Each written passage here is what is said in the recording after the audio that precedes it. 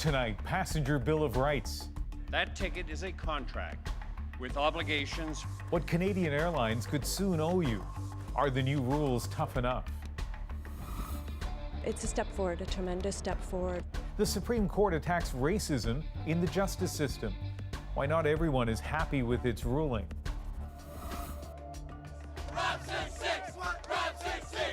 And inside the epicenter of Raptors fan fever, on the eve of a historic game, this is The National.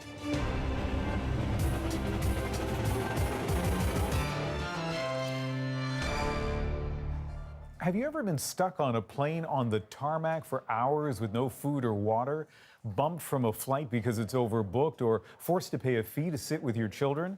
For years, Europe has had laws to protect airline passengers, and now, finally, Canada is catching up. Beginning July 15th, airlines must provide up to $2,400 for bumping passengers. They must also pony up for lost or damaged bags up to $2,100. Runway delays are also covered. Carriers must provide food and water when planes are stuck on the tarmac, and after 3 hours, they must return to the gate. A second phase of the rules come into effect December 15th. Airlines will then have to pay for some delays or cancellations, those payments hitting $1,000 for delays lasting more than 9 hours. So, lots of rules, but will things improve? Ali Chiasson takes a closer look. And I find a lot of times when things happen with the airlines is they don't care. The new air passenger protection regulations will see airlines pay when they fail to provide adequate services. That ticket is a contract with obligations for both the airline and the traveler. The issue was brought to the forefront when passengers on board this Air Transat flight called 911 after being stuck on the tarmac in Ottawa for hours. They had no air conditioning and few provisions. Under the new rules, If takeoff is not imminent, within 3 hours, passengers must be allowed to disembark. the regulations also call for better communication with passengers regarding flight status. Instead of looking it up online or on airport screens, the rules suggest emails or notifications to your phone. If your flight is delayed, depending on the amount of time, you could be eligible to get $125 back, up to $1,000, but that's only if it's delayed for reasons that are within the airline's control. For instance, the mechanical loophole. The airline can say, oh, we have a mechanical problem, so you're not entitled to compensation. While the feds today were confident these new rules are a win for travelers, We think we have it right. passenger advocates and experts agree. These new rules are far from perfect. Some worry airlines can take advantage of loopholes. That's exactly what we've pressed for, is that the CTA needs to have an audit function. They've said they'll be installing one. We'll see how it goes. What we're going to be doing for the future is watching exactly to see how well does the government enforce this, but also how well do the airlines respect the spirit and the letter of these new rules. It's always a matter of interpretation, so it will be up to passengers to, if you will, help hold the airlines accountable. Passengers will be able to challenge an airline's reasoning with the Canadian Transportation Agency. To some, that extra step will be worth it. Having that compensation is very important, and I think that's a really great thing that the government's doing for sure. I'm a pretty optimistic person, so I hope it does make a change. The government wants to avoid another scene like this one. Unhappy passengers and headlines for days. Ali Chiasson, CBC News, Mississauga, Ontario. And airlines do have a big incentive to abide by these new regulations. They'll be subject to penalties of up to $25,000 per incident. Now to an alarming arrest in Saskatoon. Police have charged a 13-year-old girl after a woman was swarmed and brutally attacked by a group of children. Police say the other kids involved are too young to charge, but as Bonnie Allen explains, this isn't the first incident that they've had to investigate. When the video starts, Bonnie Halcrow is already down on the ground. 5 children take turns punching and kicking her in the head and back. Other children at the playground watch or cheer. She tries to fend off the attack, but I couldn't fight kids, you know, like, it's just not in me to fight kids. the 33-year-old mother is still bruised and shaken up. Helcrow says the attack in Pleasant Hill Park happened after she saw a group of children throwing rocks at an elderly man. She threatened to call police. One of those kids grabbed my cell phone from me, and I wrestled him and I grabbed my cell phone, but as soon as I was down on the ground, they all started swarming me. Across the street, Lou and Carolyn Rogers watched in horror. These kids are, like I said, wild dogs. There's no control. Kids ganging up like that, what hope do I have against 20 kids?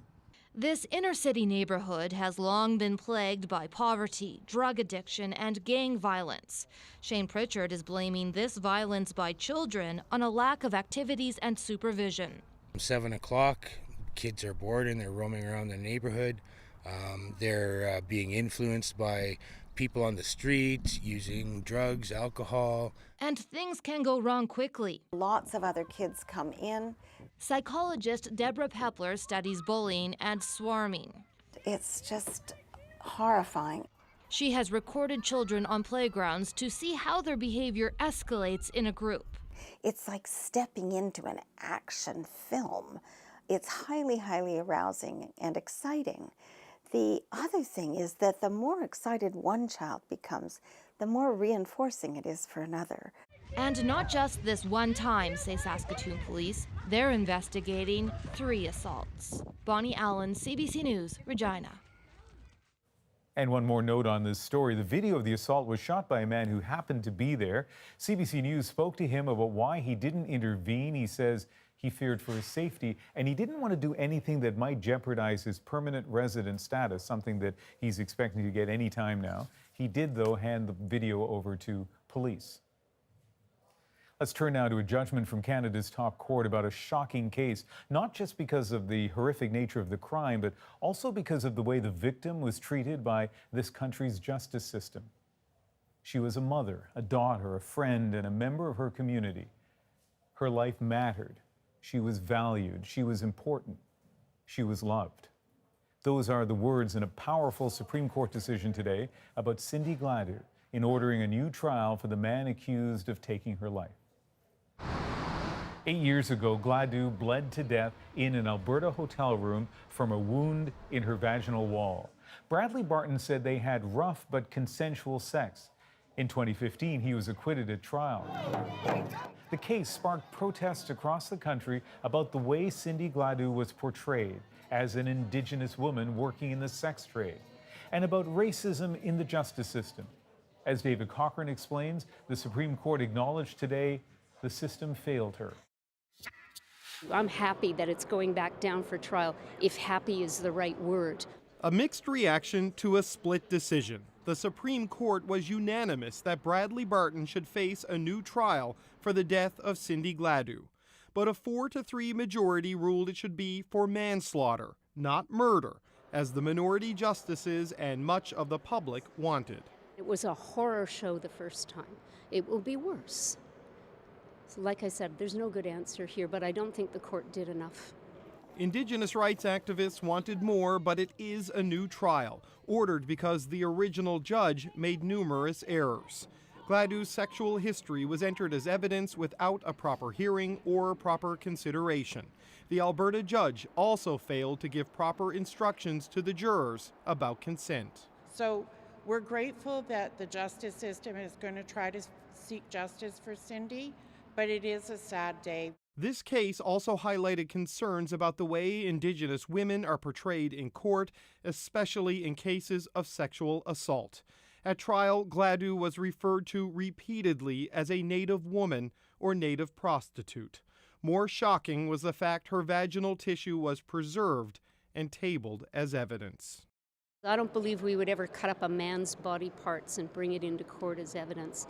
I think this is misogynistic and a basic racist element that is inherent in our courts and has been there for a long time. It's a step forward, a tremendous step forward. The step forward is the court's unanimous recognition this needs to change. So the justices issued new guidelines to trial judges. There's an obligation on courts, on judges, to be gatekeepers, to ensure that bias, prejudice, racism, and sexism do not form part of the evidence, are not what juries and judges rely on to make their decisions.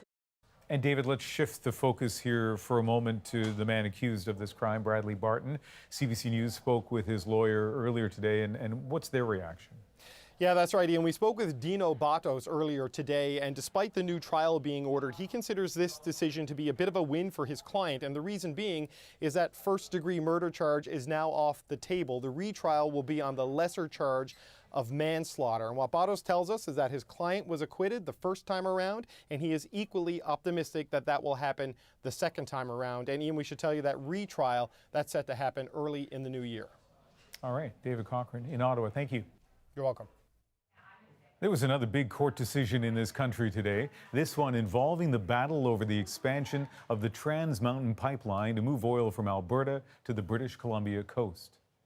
BC had asked its top court to answer a key question. Does the government have the authority to pass environmental laws blocking the expansion? Greg Rasmussen now on the ruling and what it means for Canada as a whole. BC Premier John Horgan managed to keep smiling today despite a big loss in a provincial courtroom. Of course, I'm disappointed with the decision of the appeal court. We put forward our view that provincial jurisdiction was paramount in this instance. This was one of those rare court cases where arguments were televised. Serious consequences for First Nations lands. The 5 justices were unanimous. The federal government is in charge when it comes to interprovincial pipelines and what's in them. Provinces such as BC have to defer to federal regulators, in this case, the National Energy Board. While it was disappointment in BC, it was a win for Alberta Premier Jason Kenney, who said it was time to end what he called a campaign of obstruction. One province cannot block another province's resources and assets. This is a critical strategic victory for Alberta. At stake, billions of dollars and thousands of jobs in both provinces. Although it's a win on one front for Alberta and the oil industry, the project remains caught up in other legal and regulatory knots. That we're going to need to see shovels in the ground. We're going to need to see us actually clearing the barrier as opposed to just getting the legal decision. But in BC, opposition remains strong. More protests like this are expected, and some powerful Indigenous groups vow the project will never be built. Today's decision will now automatically be reviewed by the Supreme Court of Canada, and opponents promise other legal attacks will continue over environmental and Indigenous concerns. So there are issues out there that potentially will delay, disrupt, and prevent this pipeline from going through. Meaning today's court ruling won't change this. Pipes stacked in storage, waiting for the outcome of a fight measured in years. Greg Rasmussen, CBC News, Vancouver. We're following several other stories tonight on The National. Canada's Chief of Defence Staff has accepted full responsibility for the handling of a ceremony for an Afghanistan war monument. The memorial from Kandahar was moved to the new National Defence Headquarters in a private ceremony. Some relatives of those killed in Afghanistan were angry at not being invited. In a long written apology, General Jonathan Vance said, "I am truly sorry for our insensitivity and the pain, anger, and frustration that this decision caused." A system of escorted visits for family members to see the memorial is now in the works. Jody Wilson-Raybould and Jane Philpott plan to end the speculation about their political futures with a pair of news conferences scheduled for Monday. The two MPs quit cabinet over the SNC-Lavalin affair and were later expelled from the Liberal caucus by the Prime Minister. We are still not out of the clear up north. It's been very dry. It remains windy. It remains poor conditions. And nearly 400 firefighters, along with helicopters and air tankers, continue to fight that large wildfire near high-level Alberta. The flames are out of control and now cover nearly 100,000 hectares. But they're not getting closer to the town. Some good news for the 5,000 people forced from their homes earlier this week. Donald Trump alleges his 2016 presidential campaign was spied on by the FBI. And now he's given his attorney general extra power in order to look into that. As Ellen Morrow explains, critics worry that could do lasting damage to the country.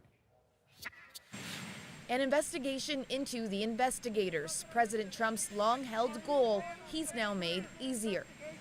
Everything they want, I put it under the auspices of the Attorney General.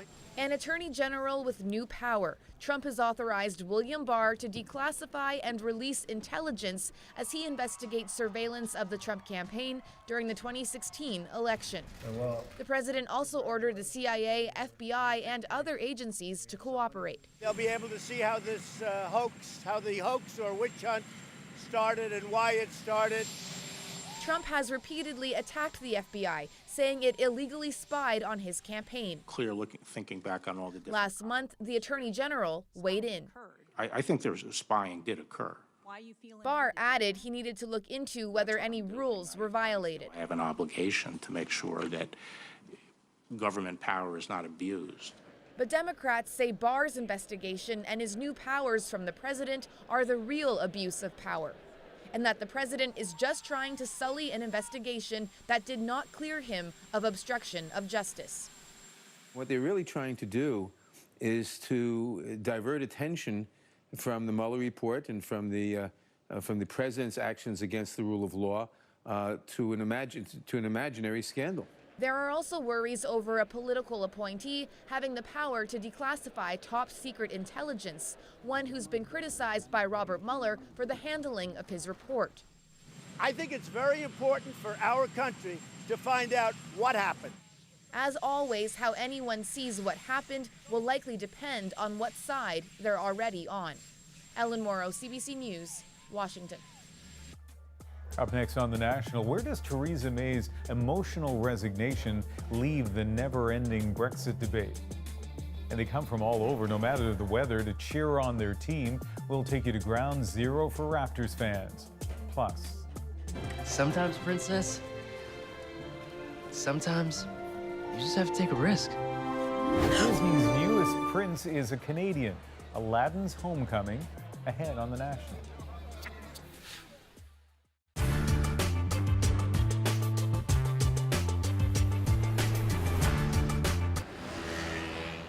April in Paris.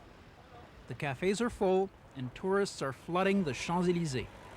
But after 800 years of being France's top attraction, Paris, the city of light, has new competition. Rising out of the sugar beet fields just 20 minutes east of Paris is Euro Disney. Bonjour et bienvenue à Fantasyland. Nearly 5,000 acres of Disneyana designed with the new Europe in mind. You'll find our little flags here, which are representing all kind of languages we speak. So I speak French, English, and German and Dutch, of course my mother tongue. Times are tough across Europe, but what could be more soothing to friction in the new European community than multilingual Mickey and Minnie? For the first time, what we've tried to do is to create a space where German, French, English coexist on equal footing, where people that will come from all over Europe will feel at home. This is not Paris Disneyland, but Euro Disneyland. Another exciting attraction overlooks the river, and this is Phantom Manor. To meet its financial targets, Disney needs 11 million visitors a year, 5 times the population of central Paris, to sleep in its on-site hotels and enjoy the rides. There's lots of support for the project. California showbiz may be just what the beleaguered government of Francois Mitterrand needs this spring. But some churlish critics have called the theme park a cultural Chernobyl, and even suggested that Mickey Mouse is nothing more than an icon of imperialism. Meanwhile, down the road from Disney's castle, all but overlooked, is the village of Montévrain. Nothing much has happened here in the past 400 years. But now, with the Disney invasion, there's disturbing talk about the astronomical rise in land prices and the nightly explosions expected from fireworks. The fear is that Montévrain will become a tiny island in the American Sea. The most important risk is for us to be like Indians or Seminoles, for example, in a true reserve, and with tourists coming to this area, looking at the typical French, like we are, and we are not actually employers by Disney, but maybe it will be the future.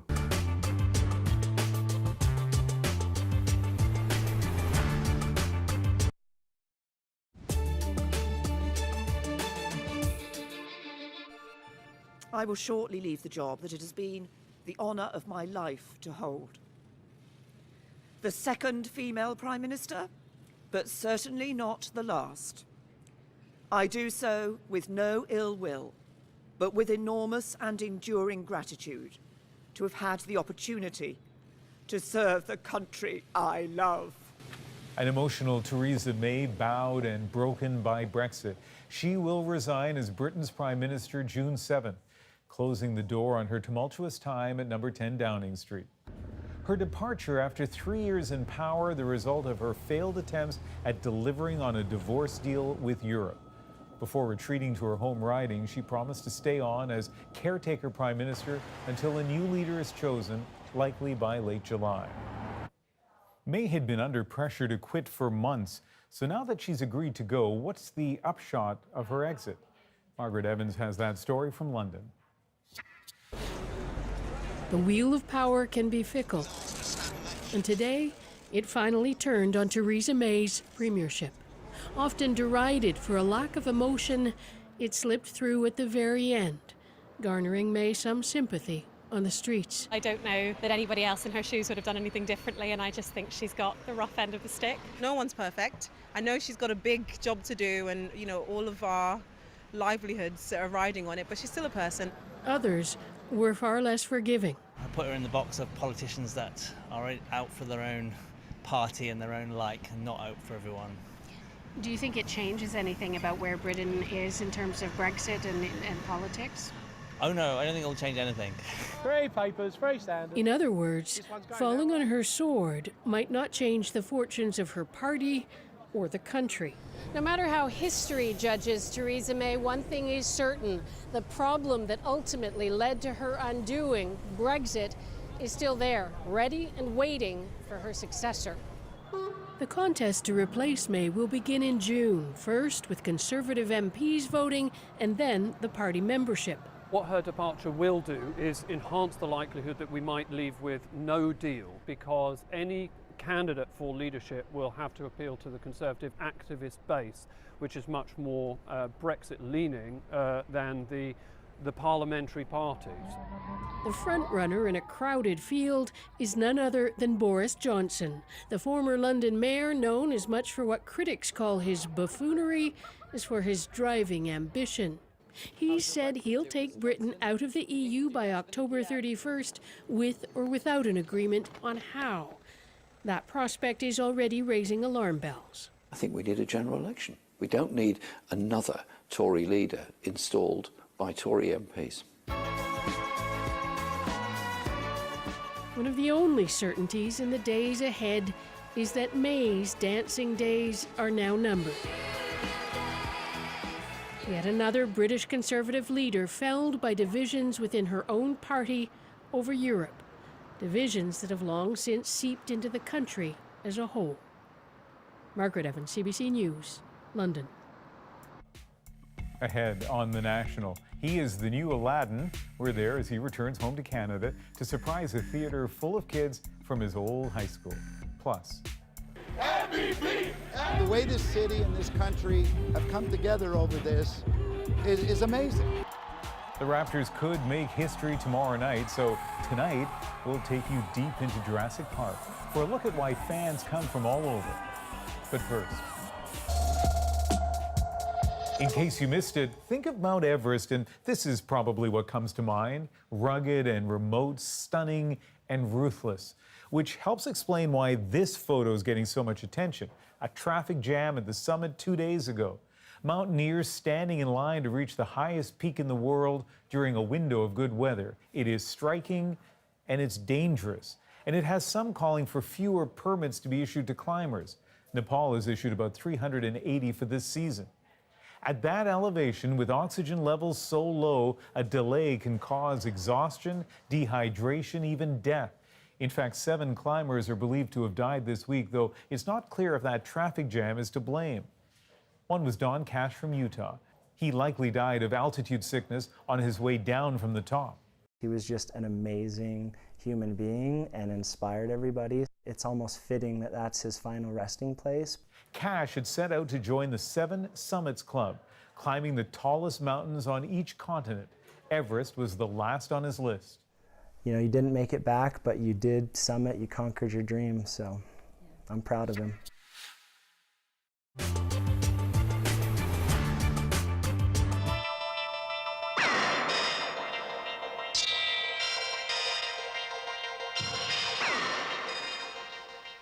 More than 1 million of these things have been sold in Canada. Worldwide sales figures are hard to estimate, but in 1981, about 20 million were sold. Those sales figures have made this man, inventor Erno Rubik, the only millionaire in Hungary. He was here to help choose the new Canadian Cube champion. He's Duke Trin of Kitchener, Ontario, who came to Canada in 1980 with his parents and 5 brothers and sisters. They were all refugees from Vietnam who spent 9 months in a refugee camp in Malaysia before coming to Canada. On Saturday, Duke Trin amazed Professor Rubik and a large audience at the Ontario Science Centre by solving the puzzle in 26 seconds, tying the world's record.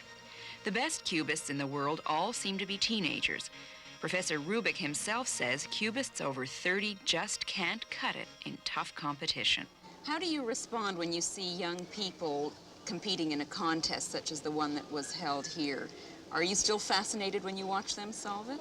That's an interesting thing.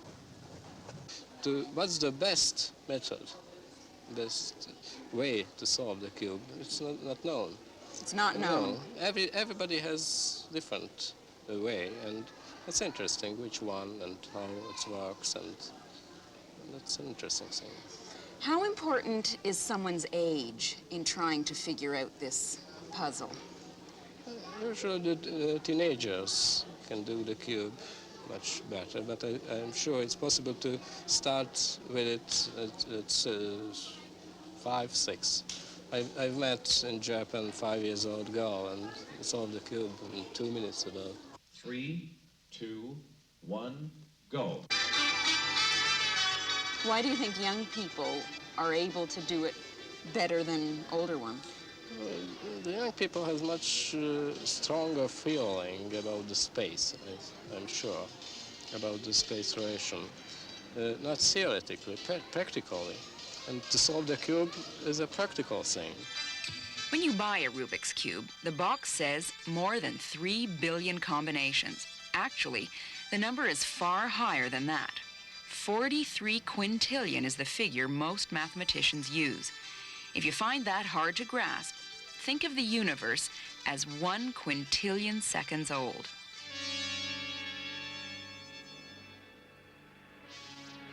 Rubik's Cube has been called a puzzle, a teaching aid, a piece of art, a sport, a divine inspiration, and many other things.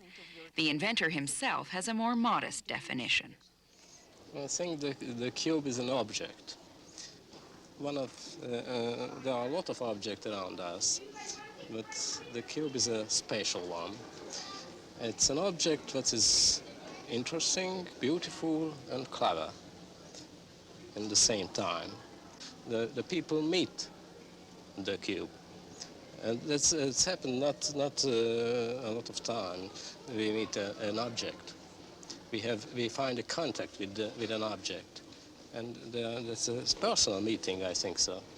What kind of personal relationship do people have with their cubes? It's the same thing, I think, with somebody married. You'd compare a person's relationship with a cube with their spouse? Yeah, I think so, yeah. For me, it's a lot of things. It's very, very close.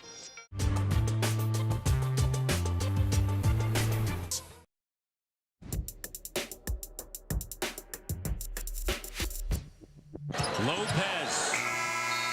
The Toronto Raptors take Game 5 on the road in Milwaukee.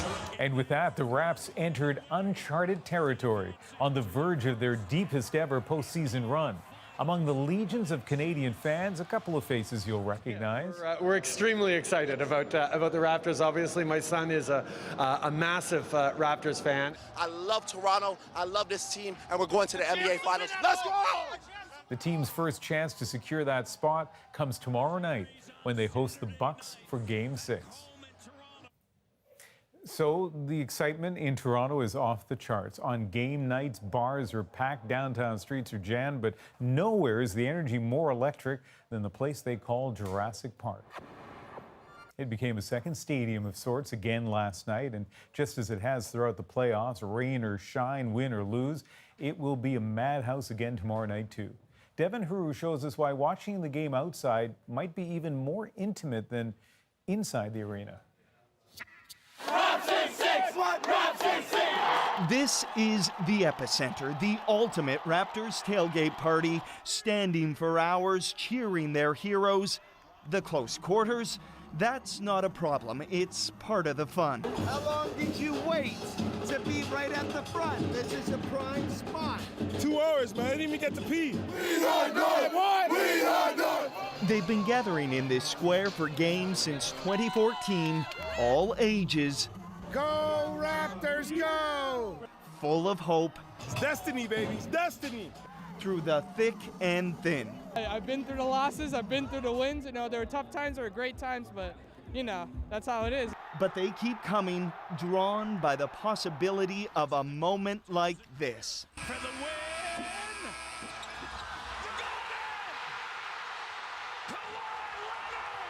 If one shot could tell these people one story, here it is. This year, Kawhi Leonard might just take them to the summit. Kawhi Leonard, out here, this is our year to win the championship. Did you guys get it? Kawhi not? Like, why not? As they live and die on every shot, block, steal, and slam, Leonard has only upped the frenzy. MVP! MVP! The way this city and this country have come together over this is amazing. And not just from the locals. We are from Japan. And you're Raptors fans. Yeah, yes, definitely. Where are you from? Panama. You watch the Raptors. Yeah. And then there's Drake, Toronto's own, better known for his courtside antics, but he knows where center stage is. We have the best player, we have the best fans in the whole NBA, in the whole world. Look around you. Look at this. We created this. But this isn't about celebrity, it's about community and perseverance. Now just one win away from the NBA Finals, a first ever. So they'll be here on Saturday night, Raptors fans at Jurassic Park, and they'll be hungry. Devin Haru, CBC News, Toronto. The success of the Raptors reflects the spectacular rise of basketball in this country since the NBA expanded here 25 years ago, with a growing list of homegrown stars and young Canadians in this year's draft, all of which opened the door to a rare interview with the NBA Commissioner Adam Silver. He's done a lot to change the game and its culture since taking the job. Rosemary Barton sat down with Silver at NBA headquarters in New York earlier this month. He is a woke leader in woke times. In his 5 years as the head of the NBA, Adam Silver has tackled everything from gender equality to racism. The views expressed by Mr. Sterling are deeply offensive and harmful. That they came from an NBA owner only heightens the damage and my personal outrage. I am banning Mr. Sterling for life. It took Silver just 2 months on the job to set the tone of how he intended to lead the league, forcing the sale of the Los Angeles Clippers when its owner, Donald Sterling, was caught on tape making racist comments. 2 years later, Silver was at it again, pulling the All-Star game out of Charlotte in response to North Carolina's controversial bathroom law that discriminated against transgender people. We stand united being against any form of discrimination for any group in our society. And when the NFL froze out Colin Kaepernick for protesting racial injustice in America, Silver said he was proud of the response shown by NBA players as they rallied behind Kaepernick's cause. It's no wonder he's being called the most progressive commissioner in professional sports. We're happy to have a time with you. I caught up with him at the NBA headquarters in New York. Good to see you. Thank you. Thanks for making time for Canada, Commissioner. I appreciate Absolutely. it. obviously we're feeling pretty good in Canada. We only have the one team, as you know. So You used to have two. I know. We'll get to that. All right. We'll get to that. We're about to celebrate 25 years of the NBA in Canada. How do you feel it has gone, with the exception of the other team, which we will get to? But the success of the Raptors, what are your thoughts about it?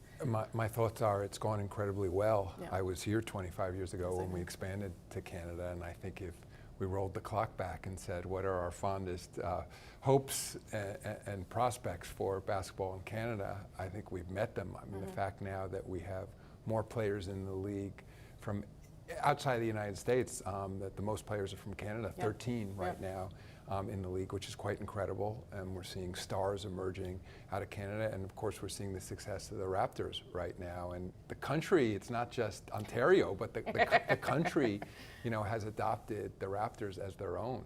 And lastly, I'll just say we're seeing it in terms of participation. We're seeing young kids, boys and girls, embracing the sport. Since you were here when the expansion happened and there was initially the team in Vancouver, I know David Stern previously expressed regret that didn't work out. Do you have the same sentiment, or do you think it was ultimately best that the Grizzlies left when they did? That's a tough one. I think in retrospect, I wish we had a team in Vancouver right now. I think clearly Canada could handle two NBA teams, sort of west and east in the country. So I share David's sentiment that we do have regret. I think we were a bit ahead of our time. I think there was a moment in the league where prospects seemed down in terms of the team. Attendance was down, ratings were down. So I understood from an economic standpoint why the then team owner wanted to move the team. And unfortunately, we're not in expansion mode right now, but it would be nice to have a team in Vancouver. It's a great market. I frankly have some in-laws that live in Vancouver. You know, I get there. It's a beautiful city.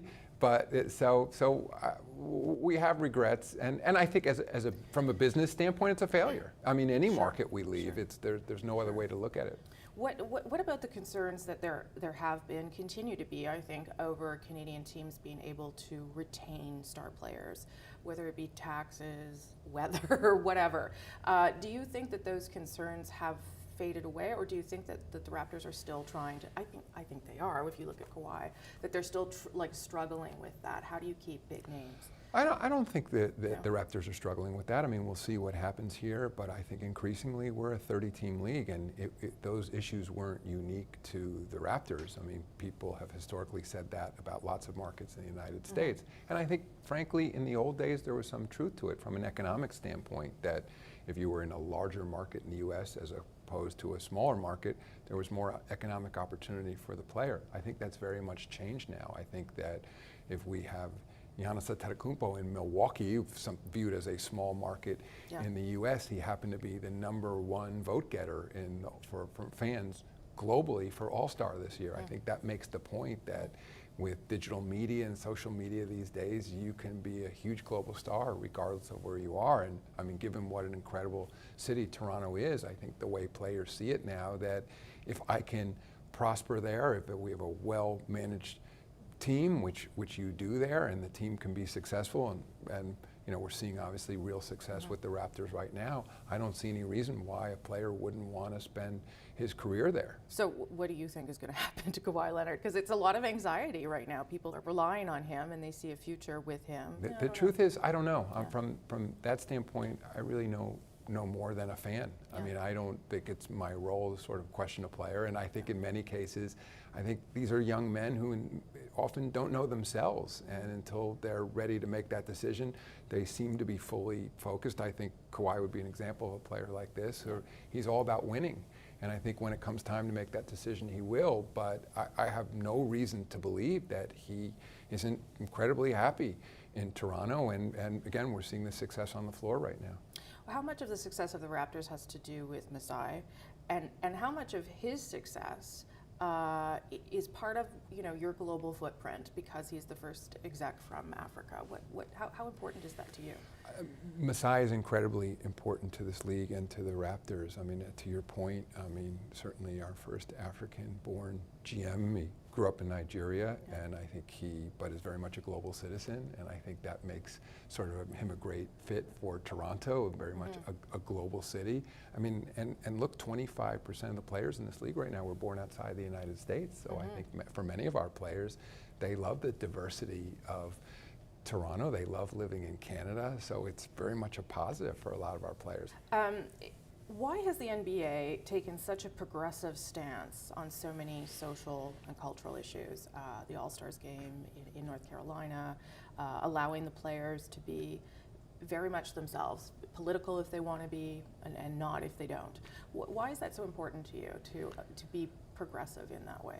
I think it's part of the DNA of this league. I think the international influence on this league as well. I mean, the fact that we're a diverse league in many ways. I think we preach tolerance to people, that we're accepting of lots of different viewpoints in this league. And something I'm particularly proud of is that as we talk about the safety and being allowed to talk about issues that are important to you, that's been translated by a group of our current players into talking about issues of mental health and wellness. And Kevin Love, DeMar DeRozan, of course, speaking out about anxiety and depression.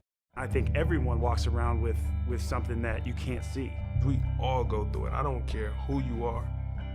I don't care who you are, man. The best thing that I did was to come out and say, hey, look, I need some help.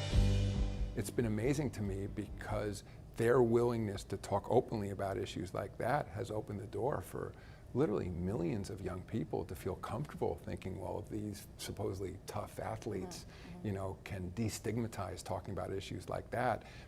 And for those young people, it's not necessarily even about speaking out publicly. It's about their willingness to say to a parent, a teacher, an administrator, a coach that I'm not feeling well, there's something bothering me. Things that I know that when I was a kid, you know, and played sports, was something that seemed like the furthest from your imagination, that you would be able to tell someone something like that. The NBA has gone a long way to support the WNBA and women playing basketball, as you say, even in the coaching staff.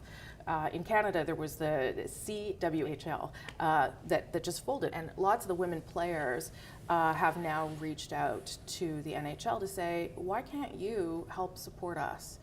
So I'm just wondering if there's a lesson in what you guys do for the WNBA for other leagues to try and support women in professional sport.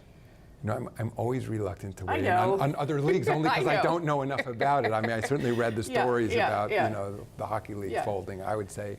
But how important is that to the NBA? Well, the case of the NBA, the WNBA is critically important. I mean, we've been operating that league for 22 years now, but there are difficult business issues. We haven't turned it into a sustainable business yet, but we're on the path to doing so. I think we, in terms of the NBA, we look at it as a strong investment on behalf of basketball generally, on behalf of women. That's why I recognize for hockey or for any other sport, you said it earlier, these are larger societal issues. And again, with the WNBA, I think in many ways we're way ahead of our time, because it's just now we're beginning to see the mainstream acceptance of professional women's sports. And ultimately, if it's going to be a business, that's required, because you need people to buy the tickets and buy the merchandise and watch it on television. What happens if we win? What happens if Canada wins? Is that a bad thing? Are you kidding? It's a wonderful thing. I think whoever wins the championship no doubt deserves it. And so I'm rooting for all our teams. Do you love your job? I really do. Yeah, you can tell. Yeah. Thank you for the time. I really appreciate Thanks it. For so being nice here. to meet you. you. You too. What a great conversation, and that was just part of it. Rosie also asked Silver about tackling racism head on. You can see the full interview on cbcnews.ca or on YouTube at CBC The National. Up next on the program, the new Canadian star of Disney's Aladdin returns home for a surprise. Hey, can you make me a prince? There is a lot of gray area in Make Me a Prince. Don't ever let anyone tell you that you cannot do it, because you can. From Markham, Ontario to the star of one of the biggest movies of the year. We'll have his story straight after the break.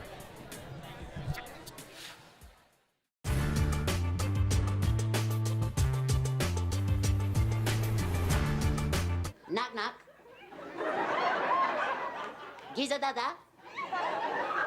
Giza daba debe. Nadia, do you think you'll compete in the 1980 Olympics? Ta Yawa. Basically, Shabuya. Manila! Washington Marina, Canadian Television, Gaspar Gadivier.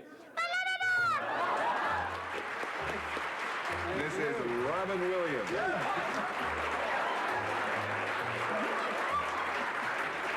Live Go-Go Boys on stage, live. Oh, excuse me. We're at the back. It's also, among other things, a creature from outer space who will appear on Happy Days on February 28th. Is that right? Yeah, that was fun. They were wonderful people. Because even you bet, we have come to your planet looking for virgins. Oh, no luck here. That was a trip. You had to talk like that for 30 minutes. And this is how an alien sits. Oh, sit down. Bazzy bet.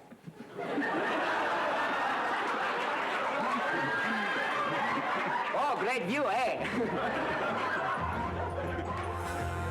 Midday with Peter Downey and Valerie Pringle. You were very much, Hollywood star into the drug scene and all those other things. And then you have a baby and you go, son of a gun. This is what life is all about. But is that really what happened? Did a light bulb go off? It goes off because you realize you can't come home at 5 o'clock in the morning going, hey, you want to play with Dad? And you can't come home drunk. And you can't be stoned with a kid because they have toys that really mess you up. You're stoned, you're going, what is it? Oh, it's a transformer. Okay, it's a truck. It's a robot. What is it? You'll wake up covered in Smurfs. Wake up, Dad. Get them off, man. Get them off. It'd be a rough day. It really does sober you up immediately, I think. And you don't need drugs when you have a kid. You're awake, you're paranoid, you smell bad. It's the same thing. You know, normally American presidents have Secret Service. Yeah. I saw this kid go to hit Jean Chrétien, and he just went, he knocked this kid out. And it was like, I don't need Secret Service. I can take care of myself. Now, Mr. Williams is wearing the camouflage here, much like the camouflage I think our Canadian military would have to wear in snow maneuvers. Where'd you get this? Well, I bought it off an old Canadian military person. He said, I'm going off to Southeast Asia. I won't be needing this for a brief moment, but he went off there with the dart, and he gave me this before he left. Have you met the Canadian military? There's 3 guys in the Navy, and you got the 1 Marine, and you have the sniper who set the record in Afghanistan. We're here on the Christian Fellowship Hour. Please help. Mascara is a terrible thing to waste. Here at the Tammy Baker Center, we help ladies with too much.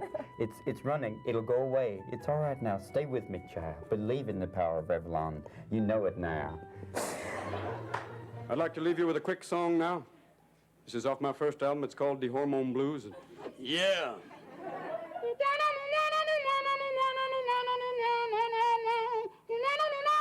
Went to bed last night with hair upon my chest. I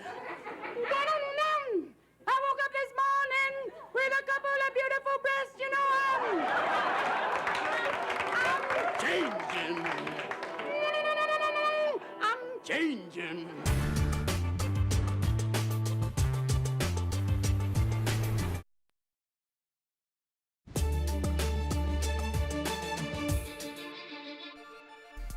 You are the embodiment of evil, and the public can only be safe if you are incarcerated until you die.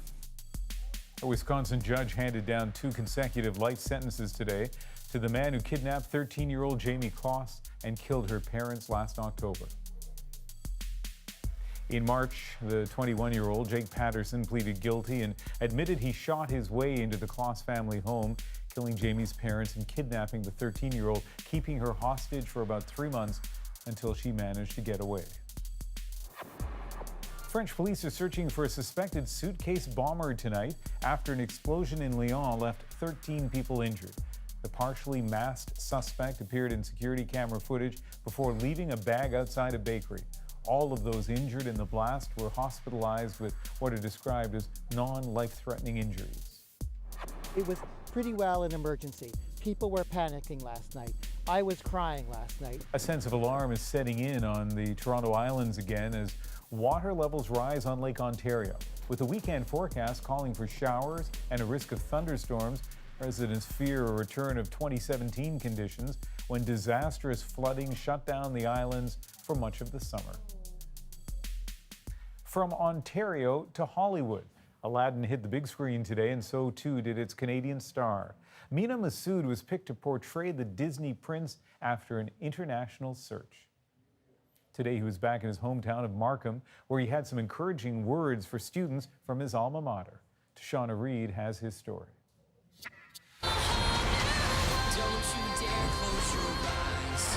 A whole new world. At least that's the direction Disney took on its latest live-action remake, Aladdin. Showtime. No, I'm in charge, okay? I say when it's time.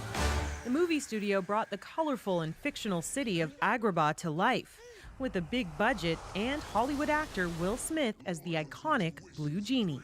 Can you make me a prince? There is a lot of gray area in Make Me a Prince. I could just make you a prince. But the audience will also be introduced to a new name and face, Mina Massoud.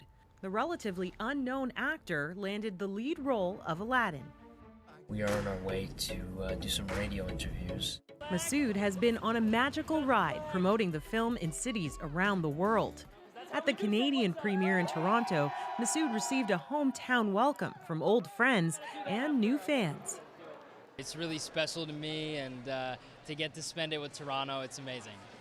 There was also a special guest on the blue carpet, Massoud's now retired high school drama teacher, Dory Elliott. He's deserving, he's talented, he's worked hard. Elliott remembers when a quiet and soft-spoken young man showed up in her grade 10 drama class. He sort of flew under the radar until he got up to work. And at that point, he was like a force of nature. The Egyptian-Canadian actor beat out hundreds for the role. He remembers when he got the call. My reps, they were like, hey, you're gonna have to go back to London again. And I was like, really? I've already tested for it a bunch of times. And they're like, yeah, to start working on the film. And I was like, what? There's also the pressure of remaking a classic. Disney's original won 2 Academy Awards. The 2019 version has one major difference, an entire cast of diverse actors. I'm glad I can be a part of that and you know, be an inspiration, a motivation, not just, you know, to all the kids, but especially, you know, kids of color who don't see themselves repped on screen. In his hometown of Markham, Ontario, Massoud made one extra stop. What's up, St. Brother Andre? What's going on? The actor surprised an unsuspecting theater full of drama students from his old high school. I was told growing up that, you know, the arts were just a hobby, that I couldn't do it as a career. Even getting a bit choked up as he reflected on his own career path. Whatever it is that you guys want to do in your life, don't ever let anyone tell you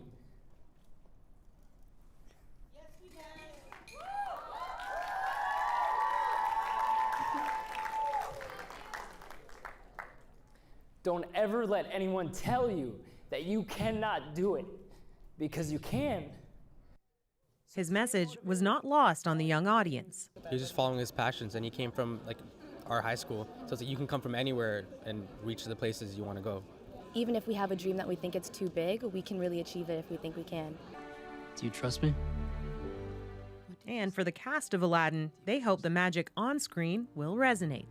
Tashana Reed, CBC News, Markham, Ontario. The Moment is next. After 49 years in business, a popular deli is closing down. Why one customer kept returning for more than just a sandwich. You feel like family when you come here. It isn't just a restaurant. You can get a meal anywhere, but you can't get the feeling you get when you come and leave this place.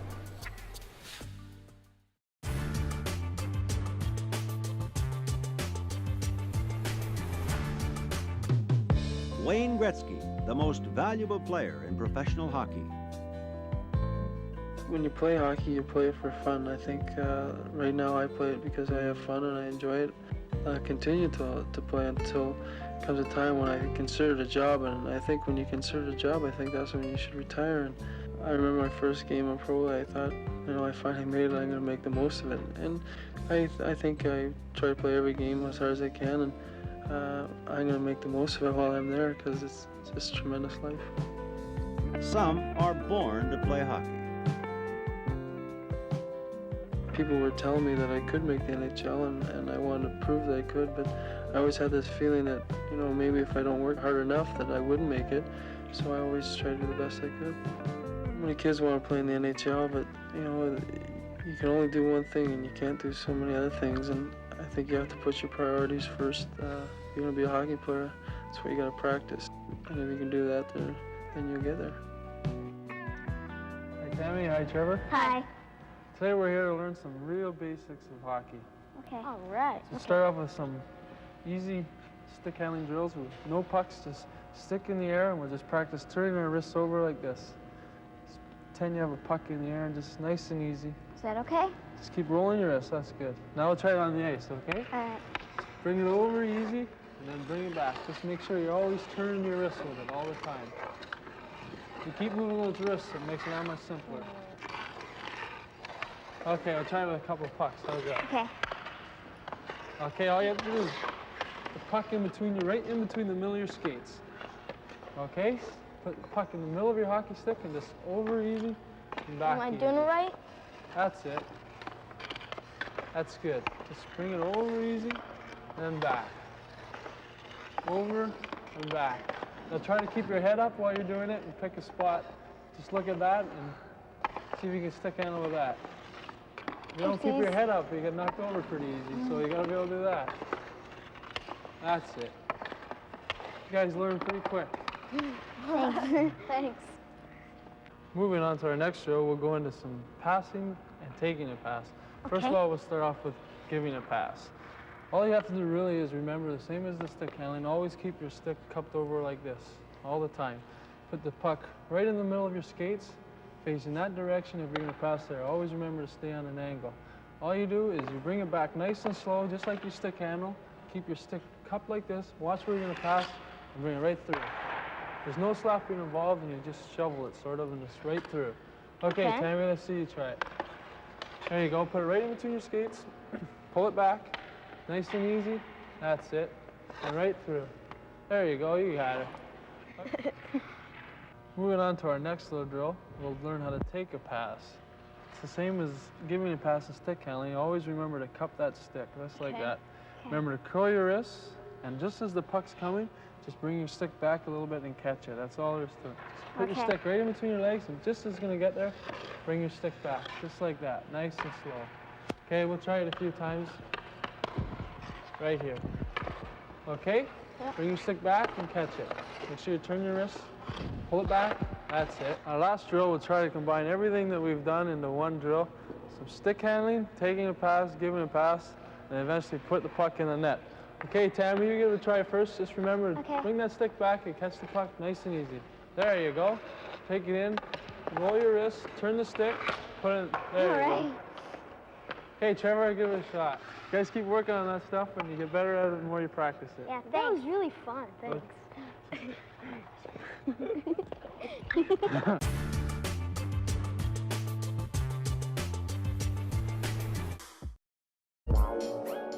It's up to you, but you got nothing left to lose.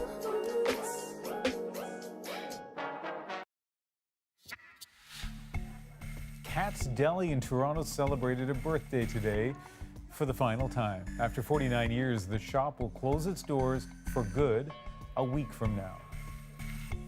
For many people, the deli and corned beef emporium meant more than simply a place to grab a bite.